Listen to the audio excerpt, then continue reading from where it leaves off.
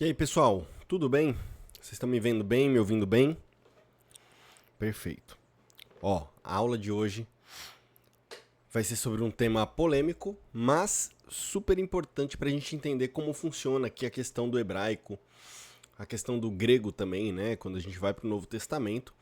E eu quero primeiro agradecer a presença de vocês aqui e dizer que essa aula vai para o YouTube, então provavelmente muitas pessoas estarão vendo no YouTube e eu gostaria de tratar esse assunto de uma forma bastante honesta, bastante respeitosa e, de fato, tirar aí alguns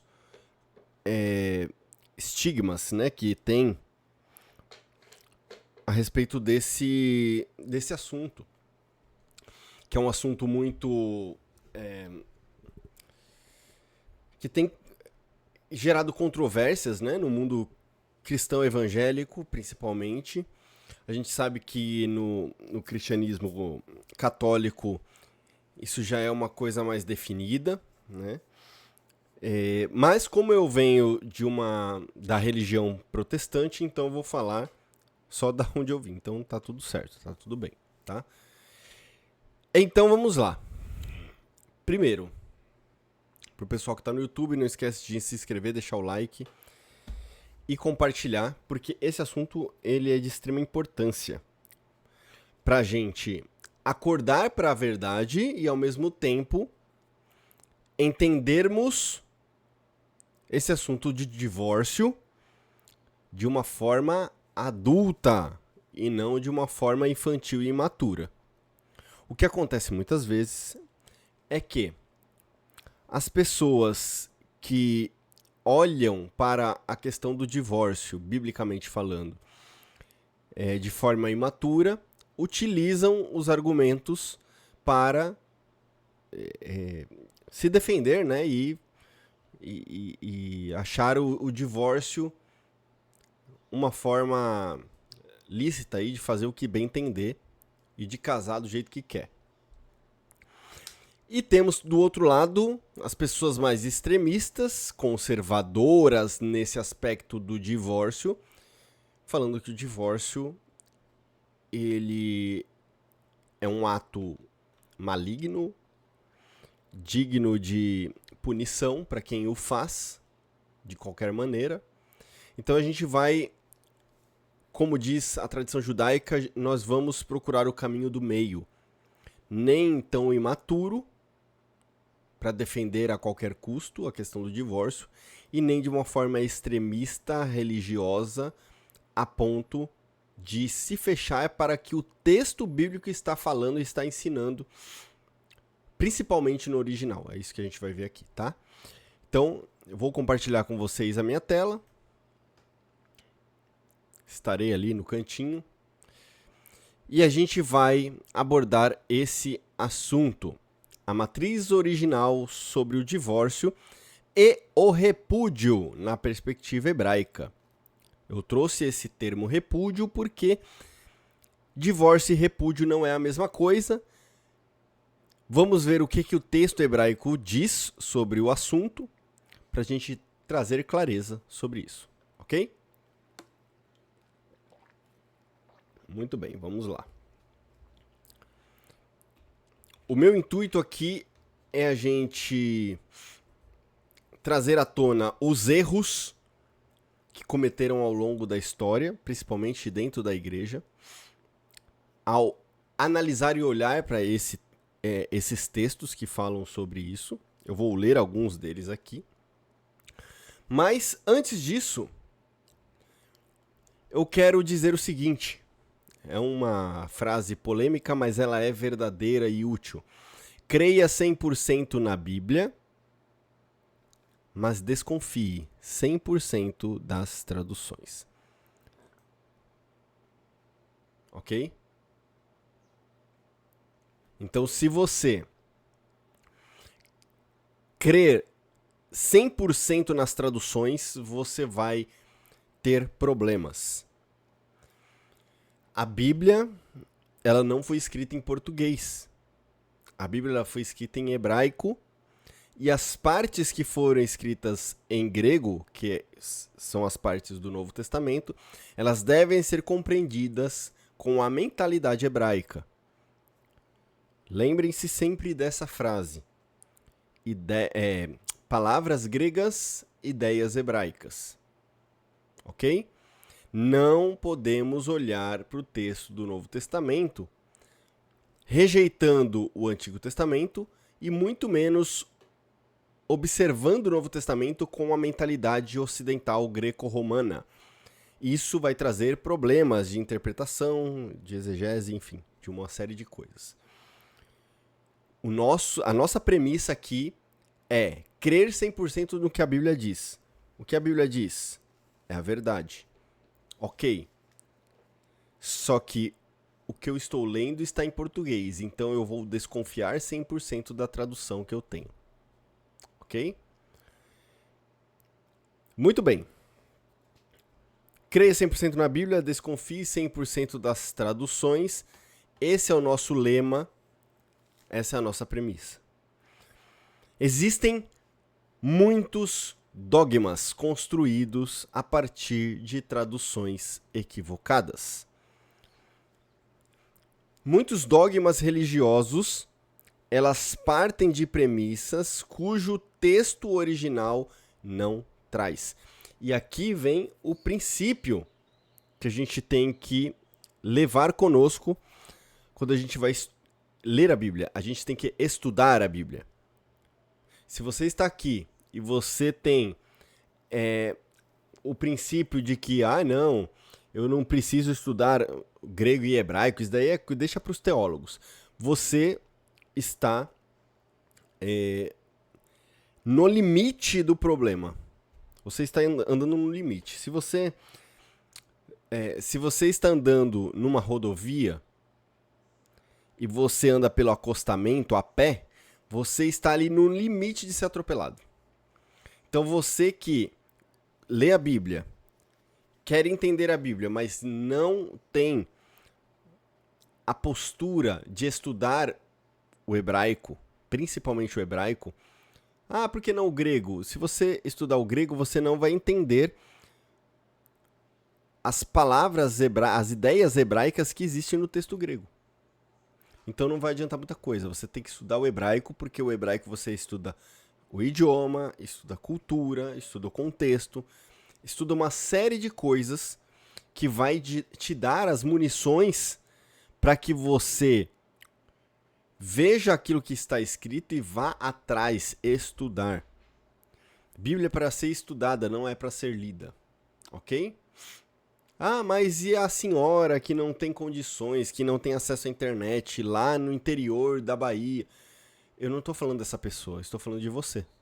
Se você está aqui, você não é essa senhora que não tem acesso e que não tem condições, ok? Pense em você, eu estou falando com você, não estou falando com a mulher que não tem essa... Estou falando com você, não estou falando com a mulher que não tem acesso a isso, ok? Então pare de se escorar no problema do outro que você nem conhece, ou que talvez você conheça, mas que não é assunto seu, não é problema seu. O seu problema, o problema seu é estudar. E você tem condições disso. Por que não fez ainda? Então, lembre-se, muitos dogmas criados nas religiões, elas têm origem nas traduções imprecisas da Bíblia. Então, o meu desafio aqui é incentivar você a estudar o contexto cultural, oriental, para aproximar você do que o Criador deseja, do que o Criador estabeleceu, do que o Criador pensou e falou aos pais Abraão, Isaac e Jacó. Abraham, Isaac e Yaakov. O que ele falou, como ele falou, qual o contexto que ele falou, qual a cultura que foi falada. Nós temos, infelizmente, a lente cultural ocidental. E aí, quando a gente tem essa imagem aqui, à sua esquerda aqui, você tem o texto original, que aí passou para as traduções, que passou por uma lente cultural ocidental, que aí passou por versões que chegaram nos dogmas distorcidos. Olha só. Olha o problema. Olha a confusão. Então, a gente está aqui embaixo, o dogma distorcido. A gente tem que ir lá para cima, ó, como está no texto original. E é isso que a gente vai ver hoje a respeito desse problema chamado divórcio. O texto mais conhecido aí do divórcio, que muitos do Antigo Testamento, né? Que os teólogos muitas vezes utilizam para condenar o divórcio, é dizendo que o próprio Deus condenou o divórcio, lá em Malaquias 2,16. Olha a versão NVI. Volta aqui para mim. Volta, volta aqui para mim. Olha aqui. Malaquias 2, verso 16. Pode abrir na sua Bíblia aí. Eu estou na NVI. Eu odeio o divórcio, diz o Senhor, o Deus de Israel. Esse é o que diz o texto. Eu odeio o divórcio. Qual que é o problema disso? Que no original, a palavra que foi traduzida por divórcio não é divórcio. Vamos voltar aqui. Olha só. No texto original de Malaquias 2,16, nós temos a palavra da esquerda, a palavra shalar.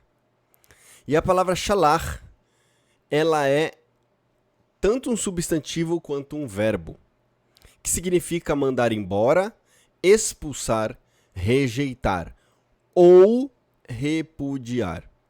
A palavra repúdio na Bíblia tem esse sentido, mandar embora, expulsar e rejeitar. Então, o que significa shalar? Significa um ato unilateral de expulsão física. O que acontecia? Deus odeia o repúdio, odeia quando, em um ato unilateral, o homem expulsa a mulher de casa. Ok? Qual que é a grande questão aqui? A grande questão é que você não vai encontrar no texto original do Antigo Testamento e nem do Novo Testamento um verbo que vai traduzir como divorciar. Porque a palavra divórcio, e ela sim aparece no texto bíblico, ela aparece lá em Deuteronômio capítulo 24, aparece em outros lugares também, né? Mas vamos lá para a Torá, né? A Torá diz o seguinte, lá em Deuteronômio capítulo 24, Torá significa instrução, e de forma mais abrangente, significa os 5 primeiros livros da Bíblia. Então, Deuteronômio é o 5º livro dos primeiros 5 livros da Bíblia, então é um livro da Torá. Deuteronômio 24 diz assim, ó: se um homem casar-se com uma mulher e depois não a quiser mais por encontrar nela algo que ele reprova, dará certidão de divórcio. Essa palavra é divórcio, que é a palavra keritut, que é essa aqui do lado direito. Keritut, ok? Não está a palavra shalar. A palavra shalar está um pouco antes. Depois não a quiser mais, por encontrar nela algo que ele reprova, dará certidão de divórcio, keritut, a mulher, e a mandará embora, shalar. Veja que tem uma ordem aí, né? Você tem primeiro uma certidão de divórcio e depois o ato de mandar embora. Ok? Certidão de divórcio. A palavra keritut, ela sempre vai estar ligada a uma outra palavra, que é a palavra sefer. Carta. Carta de divórcio, keritut. Keritut ela é apenas um substantivo. Que significa o quê? Ruptura, corte, divisão. Eu não vou ter a palavra keritut como um verbo. Shalach, sim. Então, toda vez que tiver um verbo, divorciar na sua Bíblia, ela está traduzida errada. A tradução seria, né, a melhor tradução seria repudiar, mandar embora, ok? Então, ó, keritut significa romper, cortar, dividir ao meio. E qual que é a ação da keritut? A ação é um ato, né, que não é um verbo, né, mas na verdade o keritut é o documento legal que atesta o fim de um vínculo. Ok? Então olha só, não existe o verbo divorciar no hebraico e nem no grego. O texto original fala estritamente sobre dar uma carta de ruptura, keritut, e mandar embora, shalach. E o texto de Malaquias 2,16 diz, eu odeio o shalach, repúdio, o ato unilateral de mandar embora. Ok? Então aqui a gente tem essa diferenciação, eu quero que isso fique muito claro na sua cabeça. Shalach é mandar embora, keritut é divórcio. E a palavra keritut ela vai estar ligada a uma outra palavra que é sefer. Então, divórcio sempre estará ligado à certidão. Certidão de divórcio nunca será divorciar. Você não vai ver isso na Bíblia, ok? Carta de divórcio. Shalach, repudiar, repúdio. Muito bem, vamos prosseguir. Deuteronômio 24, olha lá. Se um homem encontrar nela algo que ele reprova, dará a certidão de divórcio, keritut, e a mandará embora, shalach. Deuteronômio 24. Olha como Deus estabelece as coisas. O marido encontra uma falha moral ou quebra severa de um contrato. O contexto é esse aqui, gente. Antes da gente falar dessa parte aqui, vou voltar aqui para mim. Volta aqui para mim, diretor, que sou eu mesmo. Olha só, o que acontecia? O casamento judaico-hebraico, ele é diferente. O casamento ocidental é diferente do que a gente tem hoje. Do nosso pensamento. Qual é o nosso pensamento? Ah, namora, depois noiva, que é só colocar uma aliança, noivado é só colocar uma aliança, noivou, casou, aí sim assina o contrato, tá tudo certo, beleza. O que acontece? Quando, no conceito ocidental, a pessoa se conectava a outra através do noivado, isso já significava um compromisso.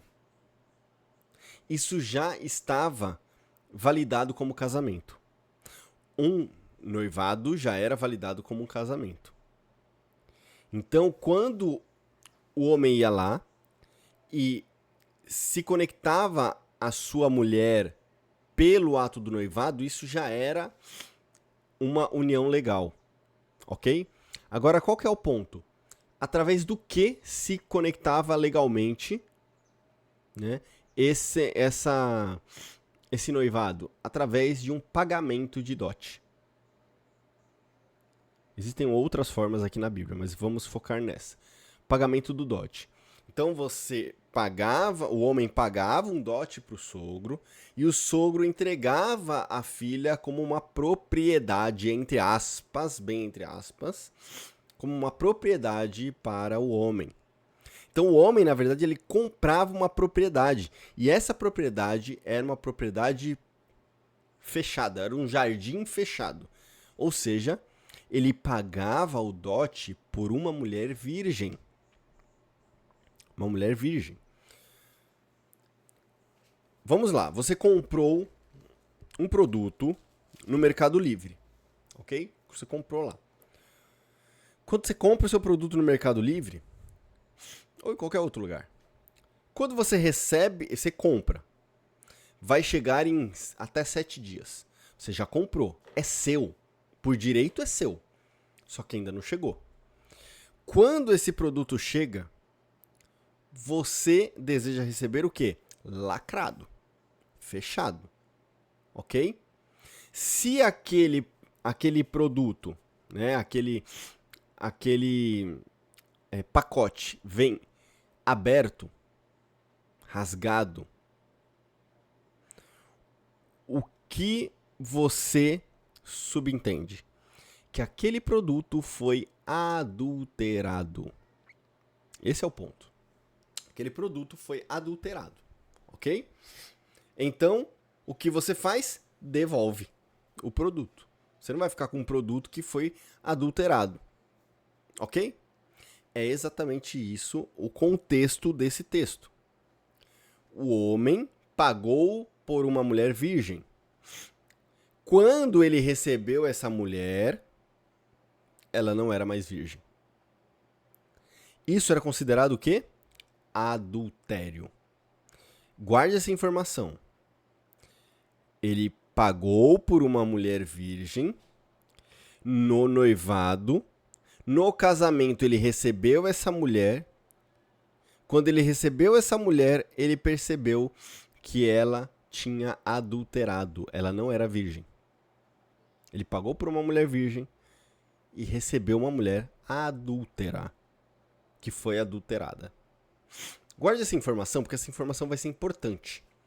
Por quê? Porque aqui em Deuteronômio 24, até Deuteronômio 24, era uma possibilidade o homem mandar a mulher embora quando isso acontecia. Por quê? Porque não foi o que ele pagou. Ele pagou por uma virgem. Ele pagou por uma virgem. Então, quando o homem pagava por uma mulher virgem e não vinha uma mulher virgem, paguei ela virgem. Depois de um tempo ela veio como esposa e ela não era mais virgem, peraí, o que aconteceu? Ela foi adulterada, ela cometeu um adultério. Então, vou devolver. Isso era comum. E era justo. Vamos dizer a verdade aqui? É justo. O homem estava no seu direito de mandar uma mulher embora, devolvê-la, né? Porque ela cometeu um adultério. Ela era adúltera. Isso era permitido. Ok? E tá tudo certo. Só que o que acontece? Quando chega Deuteronômio 24, muitos homens estavam mandando embora suas mulheres por qualquer coisa. Aí é uma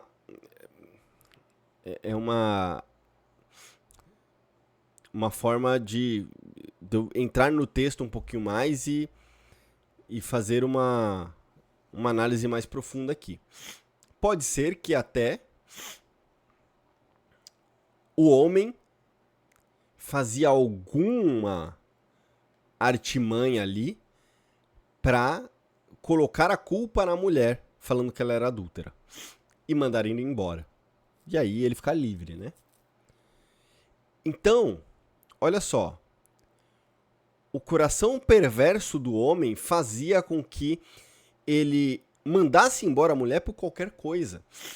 E aí Deus fala para Moisés para emitir e resolver isso com uma certidão de divórcio. Essa ruptura era para quê? Para que a mulher com esse documento em mãos, ela não fosse considerada uma adúltera. Era mais ou menos como se o documento provasse que a culpa de ter sido mandada embora não era dela, era do homem. Deus dá essa possibilidade para a mulher ser protegida. Porque imagina, uma mulher ser mandada embora sem ser uma adúltera, mas ela ser considerada uma adúltera porque ela foi mandada embora. Isso subentendia automaticamente isso. Mulher foi mandada embora de casa pelo marido, é adúltera, com certeza. Só que imagina o homem fazer isso com a maldade, a mulher estaria sem uma legalidade para fazer mais nada da vida. Ela não poderia casar novamente, ela não poderia, às vezes, sequer voltar para a casa do seu pai. Então Deus fala assim, ó, Moisés, você vai obrigar o homem que mandar a mulher embora por qualquer, se não for por adultério, ele vai ter, é exigência, ele primeiro fazer um documento, essa certidão, para dar legalidade para a mulher, e aí sim ela ser mandada embora. Porque aí ela, com esse documento em mãos, ela poderá ser digna de voltar à sociedade. Né?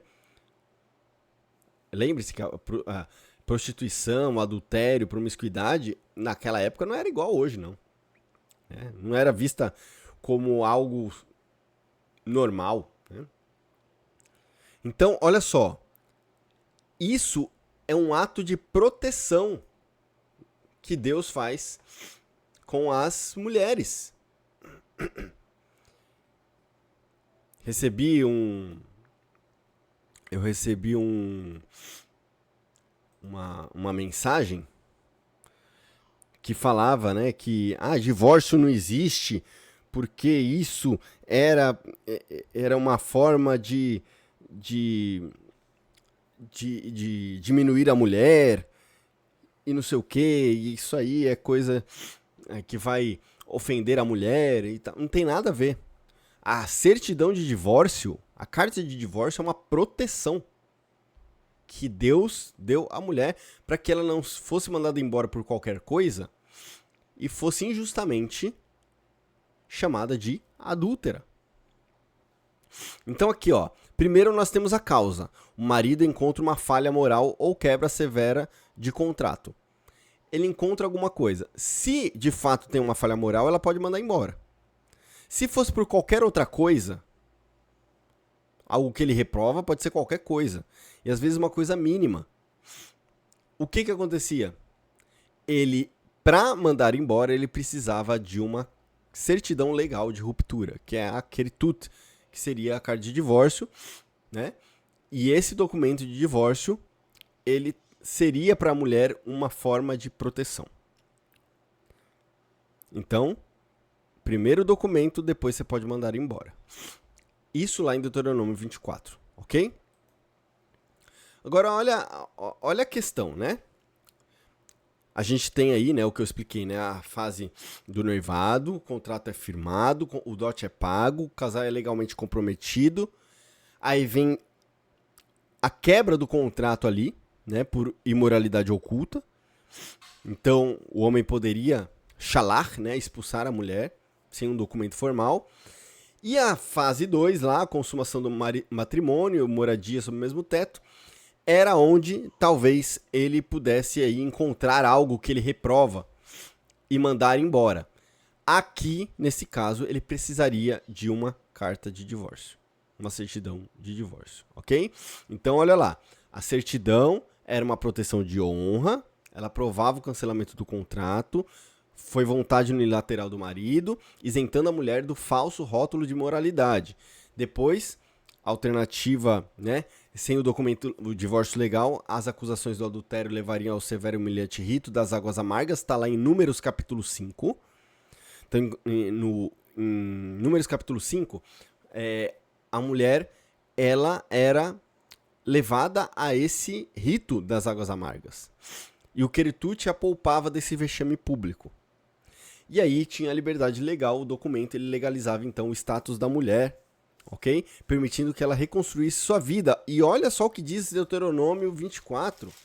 Depois que ela é mandada embora com a certidão de divórcio, olha só, versículo 2. Se depois de sair de casa com a certidão, ela se tornar mulher de outro homem e este não gostar mais dela, tem que dar a certidão de divórcio de novo e mandar embora. Ou se o segundo marido morrer, o primeiro que divorciou dela não poderá casar-se com ela de novo.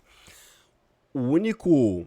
Vamos voltar aqui para mim. Ó. O que acontece aqui? Qual que é a proibição em relação a cartas de divórcio?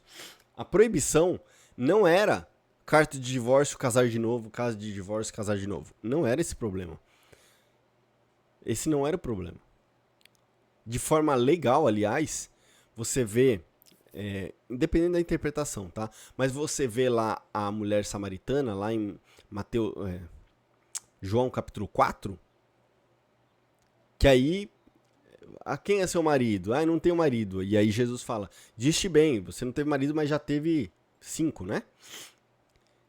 Por que isso era lícito, isso poderia? Porque com uma certidão de divórcio,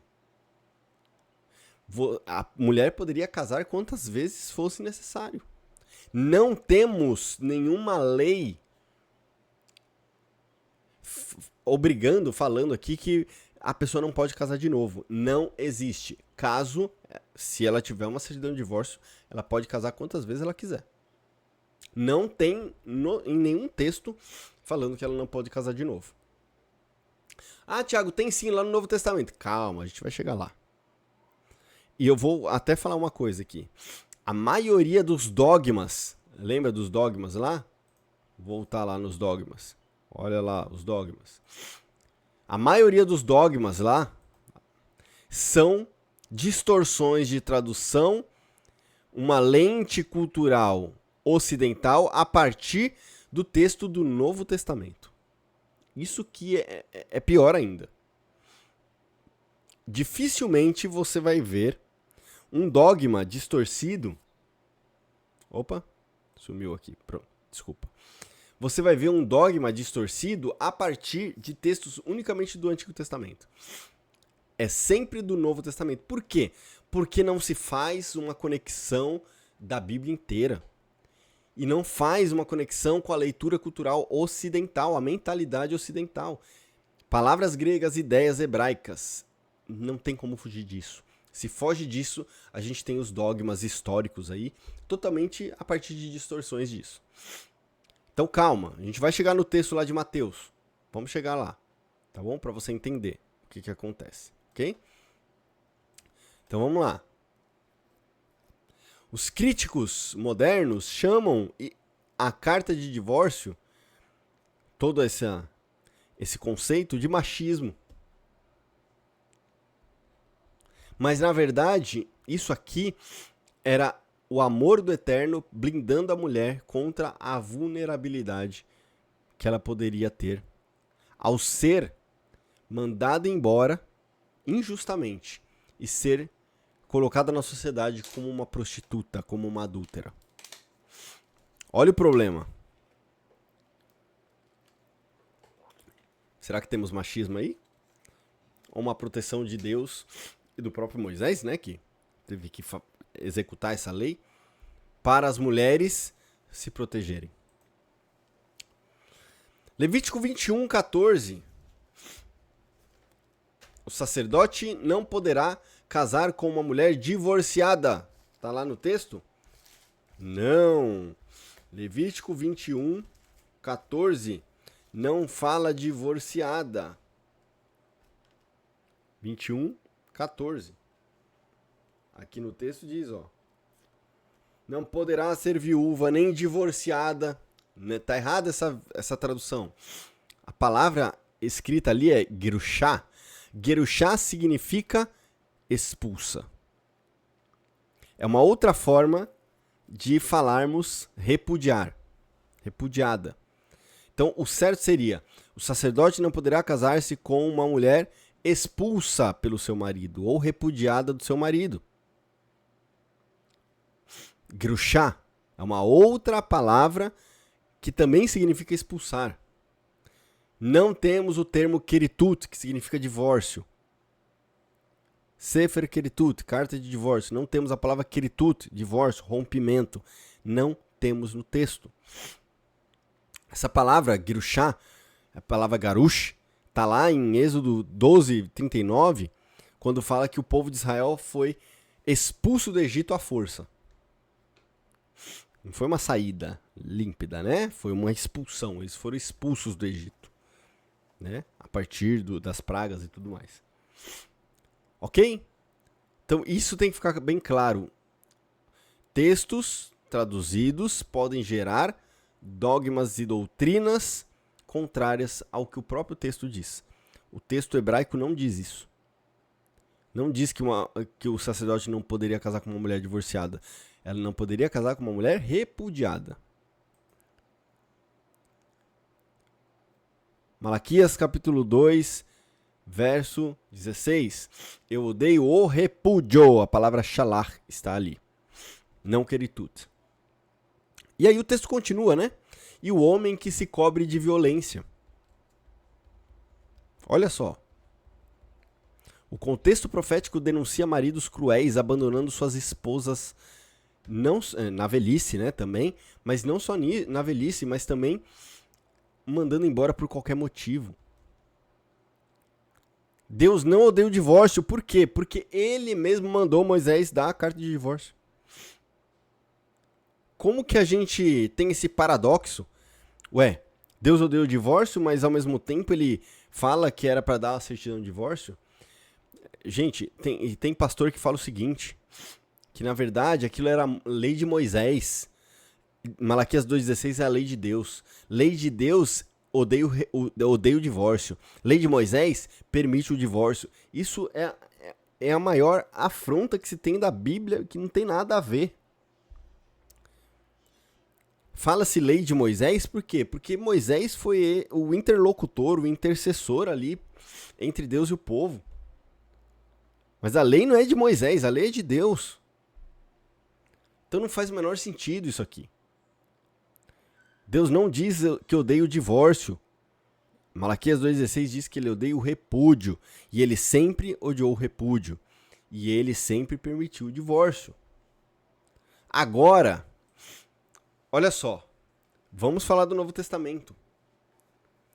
Por que entender o hebraico, ele te faz entender o grego. Se você for lá no grego, olha lá. Mateus capítulo 14. Eu vou pro texto.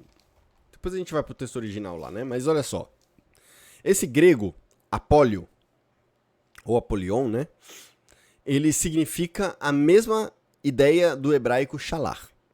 Então, shalach em hebraico tem a ideia do grego apolion, que significa despedir, soltar, mandar embora, que está lá no texto de Marcos 15, que Pilatos soltou Barrabás, ou seja, mandou embora Barrabás, liberou, despediu. Jesus despediu a multidão, mandou embora a multidão. Mateus 14, 22, usa exatamente esse termo apolion no grego. E a palavra keritut, que é a palavra divórcio, no grego é apostasion. Apostasion, que significa rompimento, certidão de corte, cortar. Apostasion vem de apostasia, ok? O que é apostasia? É romper. Apostasia que é perder a fé, né? Apostasia. Apostasia, na verdade, é você romper um contrato. Romper um contrato. Essa é a ideia ideal lá de 2 Tessalonicenses 2,3, que a ideia de apostasia, apostasion, é keritut, romper, rompimento, quebra. É literalmente um divórcio. Apostasia é um divórcio. Ok? Muito bem. Continuemos. Aquele que se repudiar de sua mulher deverá dar-lhe certidão de divórcio. Esse texto, vamos lá para o texto de Mateus. Mateus 5,31 diz, foi dito, aquele que se divorciar de sua mulher deverá dar-lhe certidão de divórcio. Exatamente, é o que está lá no texto de Deuteronômio 24:1. Está escrito a mesma, Jesus cita, né, curiosamente, né, cita o texto lá da Torá, Deuteronômio. Está escrito exatamente assim. E no grego, olha como está. Aquele que se repudiar, apolion, de sua mulher, deverá dar-lhe certidão de rompimento, apostasion. As duas palavras, né? As duas palavras estão escritas aqui. Então, ó, não poderia a tradução, né? Aquele que se divorciar, aqui, divórcio, dará certidão de divórcio. Não faz o menor sentido isso. Divórcio, na mesma palavra, com no original sendo duas palavras diferentes, e sendo que a palavra diferente, que foi traduzida como divorciar, é a palavra apolion, que é a mesma para shalar, que é repudiar. Olha só a confusão. A confusão de um texto mal traduzido. Então, Yeshua, ele reafirma a Torá. Não abandone a mulher sem antes legalizar a proteção dela. É isso que Jesus está falando. Ele está confirmando que o próprio Deus falou lá em Deuteronômio 24. Ele não está indo contra o que Deus falou. Ok. E aí ele continua o texto. Ó. Mas eu lhes digo que todo aquele que se divorciar de sua mulher, não. Se repudiar, a palavra ali é apolion. Todo aquele que se repudiar de sua mulher, exceto por imoralidade, e casar com outra, comete adultério. Olha só a lógica do que Yeshua está falando. Se você deixa a palavra divorciar ali, você confunde o texto inteiro. Você faz meleca. Porque você fala assim, ó, então, ó, se você pode se divorciar? Não, não pode. Só por imoralidade. Imoralidade, é o que o texto está falando aí, ó. Porque se você pode casar de novo? Não, não pode. Se você casar com outro, se você divorciar sem ser por imoralidade, você não pode casar de novo. Se você casar, você vai estar cometendo adultério. Onde diz isso? Ah lá, ó, Jesus está falando, ó, todo aquele que se divorciar de sua mulher, exceto por imoralidade, e casar com outra, comete adultério. Mentira, porque o texto não está dizendo isso. Agora vamos para a lógica. Se aquele que repudiar a sua mulher, ok? Repudiou a mulher e casou com outra, comete adultério por quê? Porque ainda não enviou a certidão de divórcio. Porque ele ainda está em uma transgressão. Porque ele mandou uma mulher embora sem legalidade. Sem legalidade, você ainda está ligado a ela. Você não pode casar com outra. Se você está ligado a uma pessoa, você está aí, você está casado. Deixa eu voltar aqui. Você está casado com uma pessoa. Ok? Você está casado. Só que aí você não está vivendo um casamento morno. Tá lá só por tá. Você não se divorciou. Você não saiu de casa. Você tá lá. É um casamento morno, aquele negócio todo. Desgostoso. E aí você se relaciona com uma outra pessoa. Como que é o nome disso? É adultério ou não é? É, porque você ainda está ligado à sua esposa.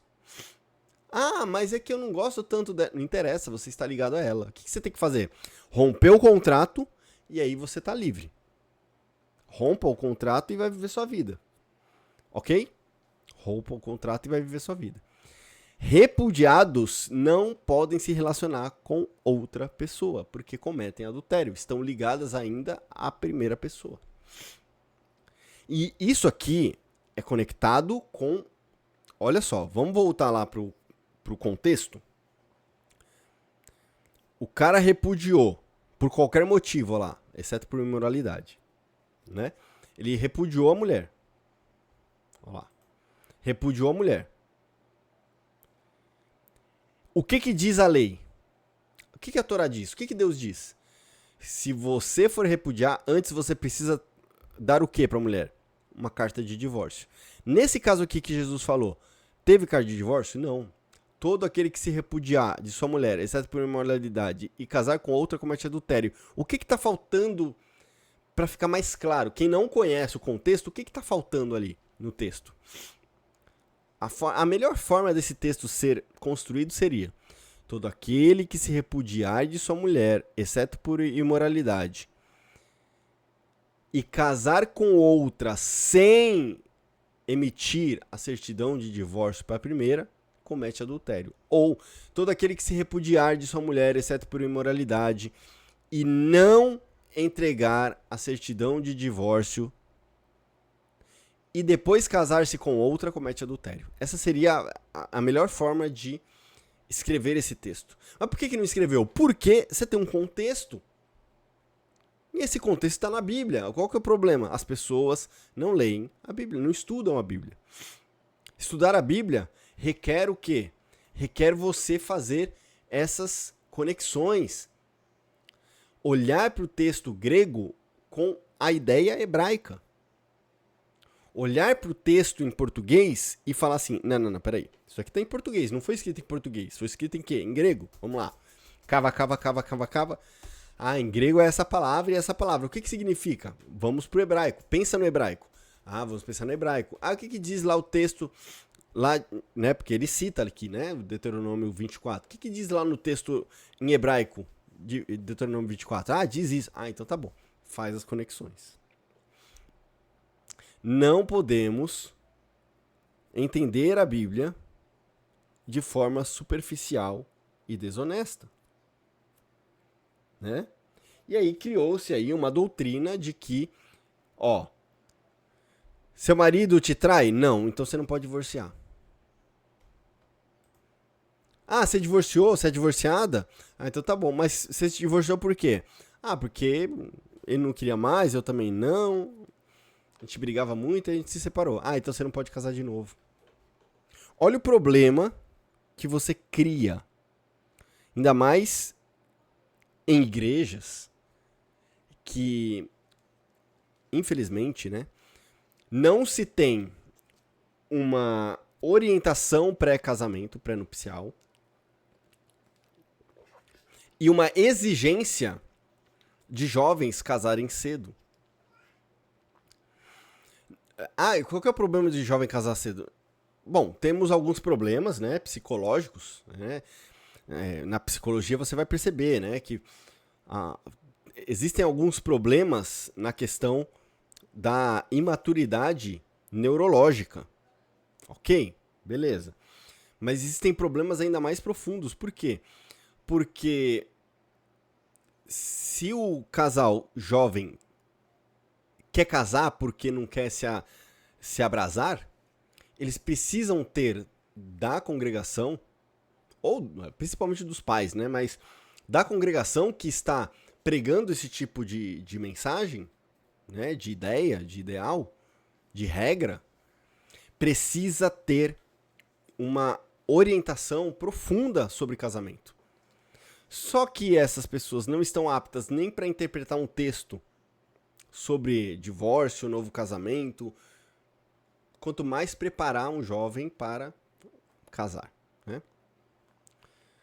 Então, assim, essa foi uma das dores que eu e a Nicole, nós nos preocupamos, não, né? E principalmente depois que a gente casou, porque a gente estudou muito a fundo a tradição judaica, a ideia judaica por trás da preparação para o casamento, o que é casamento.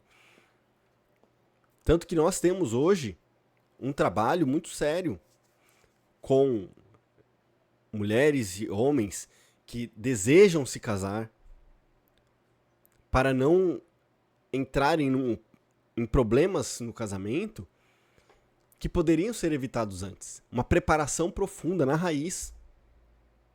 E isso, a maioria dos lugares em que existe esse tipo de ensino, de que você se casou não pode se divorciou não pode casar de novo, que você coloca um medo da pessoa pensar, bom, então eu vou casar, vai ter que ser com ela pro resto da vida, aí ela apanha em casa, ela toma uma decisão precipitada porque não tem uma preparação antes, aí casa, apanha em casa, aí não posso me separar, porque se eu me separar, não foi imoralidade sexual, então eu não vou poder casar de novo depois. Eu não vou poder ter uma vida digna, eu não vou... Sabe o que é isso? É o mesmo pensamento dos homens que repudiavam suas mulheres por qualquer motivo e não davam a ela o direito de serem mulher, de terem dignidade e terem uma família. Prossigamos aqui. Se um homem apenas expulsa a esposa de casa sem emitir a carta, apostasion, o contrato matrimonial continua legalmente vigente. Casar-se com outra pessoa nesse estado pendente é juridicamente e espiritualmente adultério. O divórcio legal, que é com a carta, né, Contudo, quebra o vínculo e permite o recomeço. Essa compreensão ela deve estar no seio da mente das pessoas que falam sobre esse assunto. Olha só, vamos pensar num trabalho? O que é o repúdio? É uma ação unilateral, egoísta e frequentemente injusta. Sabe o que seria o repúdio no mundo corporativo? Seria uma demissão abusiva, abandono de posto, mandar embora por qualquer coisa. Ah, eu não gosto daquele funcionário, vamos mandar embora ele. Qualquer coisa que ele fizer, vamos mandar embora. Então, o que é a visão divina para isso? Deus odeia o repúdio. Exceto quando existe uma provocação por imoralidade. Ou seja, se o repúdio é por justa causa, aí tudo bem. Agora, se o repúdio for por alguma outra maldade do coração, Deus odeia isso. Então, no mundo corporativo, repudiar por justa causa, mandar embora por justa causa, ok, tá dentro da lei. Agora, mandar embora só porque você, por algum tipo de preconceito, algum tipo de gosto, não gostei mais desse funcionário, vamos mandar embora.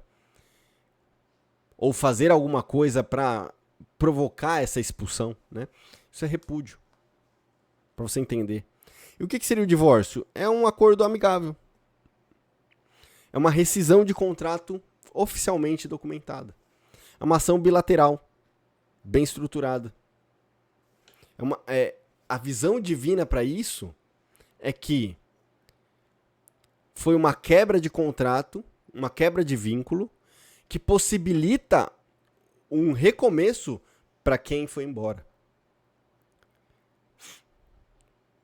Então, por exemplo, é como se eu falasse assim, eu não estou feliz com o seu trabalho, você também não está muito afim de ficar aqui mesmo, então vamos fazer o seguinte, assina a rescisão de contrato, aí você pode seguir sua vida, vai conseguir outro emprego, tá tudo bem, e eu fico tranquilo aqui, eu vou arrumar um outro funcionário. É isso. Essa é a diferença do repúdio para o divórcio. Essa analogia pode ser que ajude. Porém, todavia, contudo, olha o que Jesus fala. Vou voltar aqui, Olha o que Jesus fala, né, em outro texto. Mateus 24, sei lá. Acho que é isso. Não, Mateus 24 é de outra coisa. Deixa eu lembrar aqui.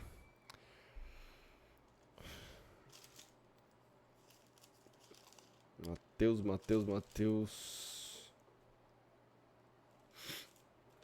19. Mateus 19, achei. Tendo acabado de dizer essas coisas, Jesus saiu da Galileia e foi para a região da Judéia, do outro lado do Jordão. Grandes multidões o seguiam e ele se curou ali. Alguns fariseus aproximaram dele para pô-lo à prova. Olha só esse detalhe. Pô-lo à prova.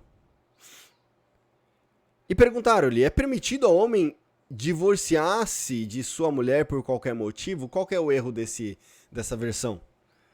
Divorciar é um verbo, não está escrito isso no original. Certamente é repudiar, tá bom? Então vamos reler? Agora que você conhece. É permitido ao homem repudiar de sua mulher por qualquer motivo? Agora ficou claro, hein? É permitido repudiar por qualquer motivo? Olha a resposta de Jesus. Vocês não leram que no princípio o Criador os fez homem e mulher? E disse, por essa razão, o homem deixará pai e mãe, se unirá a sua mulher, e os dois se tornarão uma só carne? Assim eles já não são dois, mas sim uma só carne, portanto o que Deus uniu ninguém separe. Aí eles perguntaram, então por que Moisés mandou dar uma certidão de divórcio para a mulher e depois mandá-la embora? E aí Jesus responde a pergunta, que a gente já respondeu aqui. Moisés permitiu que vocês repudiassem suas mulheres, eu estou lendo numa interpretação, numa tradução mais próxima, porque aqui está, né, na NVI. Moisés permitiu que vocês se divorciassem de suas mulheres por causa da dureza de coração? Não. Moisés permitiu que vocês repudiassem suas mulheres por causa da dureza de coração de vocês, mas não foi assim no começo. Eu lhes digo que todo aquele que se repudiar de sua mulher, exceto por imoralidade, e se casar com outra mulher, estará cometendo adultério. Olha só. Veja. Jesus está repetindo exatamente o que Deus disse. O que Jesus está fazendo aqui com aqueles fariseus? Aqueles fariseus, eles queriam colocar Jesus contra a Torá, contra a lei de Deus. E Jesus estava realmente mostrando para eles que a carta de divórcio ela foi dada por causa da dureza do coração do homem que queria repudiar a mulher por qualquer coisa. Mas que no princípio, tinha certidão de divórcio no princípio? Não. Tinha repúdio no princípio? Não. O que tinha? No princípio, ali antes, no Éden, né? No princípio, o que tinha? O que tinha lá no princípio?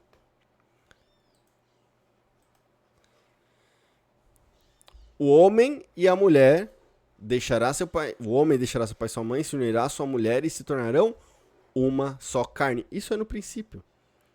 Isso aqui a gente não pode perder de vista. O divórcio ele deve ser entendido de forma lícita, ok? Mas não é uma postura para você lidar de uma forma leviana. Qual que é o princípio do Éden? O texto original, olha só, isso aqui é maravilhoso. O texto original lá, quando fala que Deus criou o homem e a mulher, ele fala assim, ó: não é bom que o homem esteja só.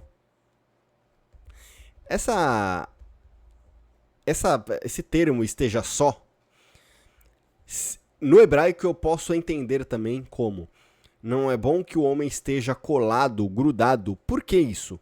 Porque Deus forma o homem do pó da terra, forma a mulher do lado, né, da costela, né, mas do lado do homem, tira a mulher do lado do homem, mas isso é a formação dos dois. Quando Deus cria, lá em Gênesis capítulo 1, verso 27, criou Deus o homem à sua imagem. A imagem de Deus o criou. Homem e mulher os criou. A palavra ali é diferente, tá? O primeiro, né, Deus criou o homem, Adam, só que homem e mulher os criou, ali é macho e fêmea. Então Deus criou o homem e a mulher ao mesmo tempo, grudados um no outro. Esse é o design original. Os dois grudados. E aí o que Deus faz? Deus forma o homem do pó da terra e depois tira, desgruda a mulher do lado do homem. E põe, não é bom que o homem esteja só, far-lhe-ei uma auxiliadora, opositora em frente a ele. Então Deus tira do lado e põe de frente, como um espelho, para que o homem e a mulher pudessem se contemplar. Tanto é que o próprio Adão fala, né, para Eva, ele fala o seguinte: esta sim é osso dos meus ossos e carne da minha carne. Ela seja chamada mulher porque do homem foi tirada. E aqui o jogo de palavras em hebraico: ish, ishá. Ish, ishá. Homem, ish. Mulher, ishá. Então, aí Deus vai falar assim, ó: eu criei vocês colados. Separei e coloquei um de frente ao outro. Agora sabe o que vocês vão fazer? Vocês vão deixar pai e mãe e vão se unir novamente. Vão se unir novamente. E é exatamente isso aqui que acontece, ó. O design original não previa pontos de ruptura na estrutura. O divórcio ser lícito na Torá não o torna indolor ou normal. O divórcio não é normal. Ele é legal, mas não é normal. A separação legal encerra o contrato, mas o rasgo emocional ele continua sendo severo. É como você pegar um papel, 2 papéis, né? Colar um no outro. Ó, casei. E aí, no meio do caminho, depois de algum tempo, você tira um papel do outro. Uma parte de um vai ficar no outro e a metade do outro vai ficar no um. As sequelas geracionais para os filhos tornam esse rasgo emocional ainda mais grave. Então, o que eu quero deixar claro aqui? Eu não vou normalizar o divórcio. Mas também a gente não pode normalizar a falta de preparo antes de casar. Porque o divórcio, ele não é o problema. O divórcio, na verdade, ele acaba sendo uma solução, mas ele não é o problema. O problema é o que vem antes de casar. Como escolher o melhor marido, como escolher uma melhor esposa, como se comunicar, como olhar para o relacionamento de uma forma santa, agradável. Como lidar com os passados do outro. Como lidar com o seu próprio passado. Como tratar as suas questões emocionais com os seus pais. Como lidar com a família do outro. Como lidar com a imaturidade mental antes de casar. E como você estará daqui a 10, 15, 20 anos. Se você tem 30 anos, daqui a 10, 15 anos, o efeito da mentalidade, da maturidade mental, não vai ser tão grande quanto se você começa a namorar aos 15, casa com 20 e chega nos 40. Você vai ter muito mais questões para tratar. E aqui a questão é, antes de casar, você está disposto a lidar com essas questões? Porque casamento, gente, não é para qualquer pessoa. Casamento não é para qualquer um. Então eu quero trazer para vocês o caminho do meio, que é a sabedoria bíblica. O primeiro extremo é o liberalismo moderno. Divórcio a qualquer custo, por qualquer incômodo emocional. Ai, meu Deus. Ai, não me sinto. Ai, não me sinto bem. Ai, eu não sou feliz. Ai, ele não me faz feliz. Ai, ele deixa a toalha em cima da cama. Gente, vamos crescer. Vamos maturar essas coisas. O divórcio, com essa ideia de liberalismo moderno, isso profana o princípio da aliança. Isso é uma covardia moral. E a gente tem um outro extremo também, que eu não vou deixar de falar. Divórcio proibido em qualquer hipótese. Você casou, divorciou, não pode casar de novo. Isso mantém as pessoas em um cativeiro de abuso. Isso é abuso, tá? Isso é violência. As pessoas utilizarem o nome de Deus como algema para prender as pessoas na religiosidade. Isso é um dogmatismo religioso. Então aqui, a Bíblia, ela traz nem o liberalismo, a libertinagem, e nem o dogmatismo religioso. Ela traz o caminho do meio, a sabedoria. O princípio sagrado do casamento deve ser preservado ao máximo esforço. Ao máximo esforço. Se você é casado, poxa vida, por que você casou? Começa a fazer esses questionamentos. Por que você casou? Se você tá namorando ou tá noivo, tá noiva, por que você vai casar? Qual que é a intenção que está por trás desse relacionamento? Você tá casando só pra sair de casa, porque não aguenta mais viver e morar com seu pai e com sua mãe? Você tá querendo casar porque, de alguma forma, você está querendo se tornar completa com o outro? Porque você está com um desejo ardente de ter relações e você precisa casar logo porque você é crente e não pode pecar? Qual que é a sua motivação? Qual que é o seu interesse? Cuidado, que essas motivações elas maqueiam o que realmente você precisa observar. Quais as perguntas as perguntas inteligentes que você já fez para o seu parceiro, para sua parceira? Quanto tempo você passou investigando se realmente, como que ele lidar com a família dele, como ela lidar com a família dela, como ela se dá diante das circunstâncias negativas, como ela é espiritualmente falando, como que ela reage a um momento de conflito, de problema, de desafio. Quantas vezes você já conversou, você teve um tempo de qualidade? Qual é a linguagem do amor do seu parceiro? Como que ele reage em situações em que você fala não? E a forma como que ele reage, como ela reage, te agrada? É um acontecimento ali, é algo rotineiro ou é algo esporádico? Isso que te incomoda profundamente a ponto de você falar, putz, se eu tivesse casado eu já teria caído fora? Ou, não, eu quero casar com essa mulher ou casar com esse homem porque, mesmo nas divergências, eu entendo e respeito. Em quanto tempo mais você vai aguentar isso? Quanto tempo você está se dedicando a se maturar? A se preparar para as divergências? Casamento é algo divino. Não é para você tomar uma decisão a qualquer custo. Quer sair de casa? Se prepara, pega seu dinheiro, vai lá e vai morar sozinho. Agora, casamento requer consciência, requer inteligência, requer sabedoria. E a palavra hebraica para casamento é kiddushim. Kiddushim, ela vem dessa palavra aqui, ó. Kadosh. Kadosh significa santidade, separação, exclusividade.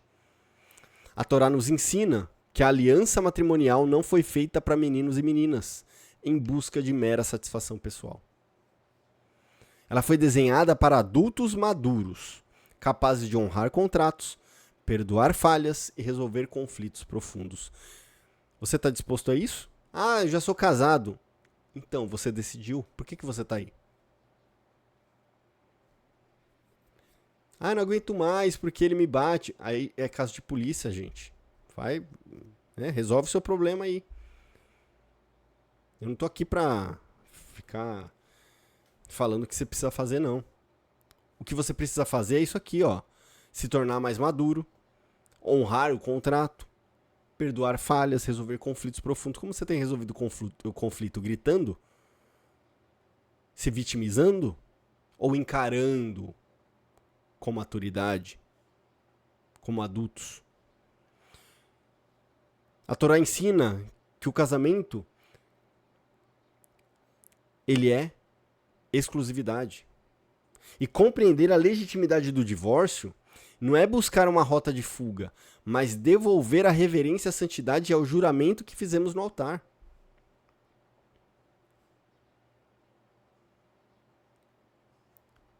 Será que a gente vai romper contratos simplesmente por romper contratos? O que isso fala sobre o que isso fala sobre você? Isso fala mais sobre você do que sobre o que está escrito na Bíblia.